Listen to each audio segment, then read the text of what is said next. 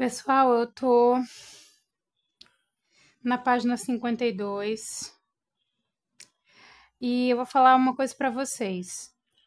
Eu acho que a nossa vida é como se fosse uma casa e chega uma hora que a nossa despensa enche. Quando ela enche, das duas uma, ou a gente bota entulho por cima de entulho e vai acumulando barata, bicho que me dá medo, coisas terríveis e tenebrosas, ou você tem que tirar algumas coisas. E eu acho que é isso que o nosso protagonista vai viver. Uma retirada de entulho mental. Porque, olha, me pegou agora de um jeito que eu só não choro porque eu não sou muito sensível. Porque se eu fosse, eu chorava, tá?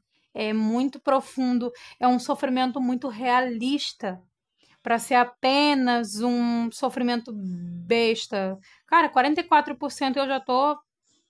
Olha, pelo amor de Deus. Até a próxima.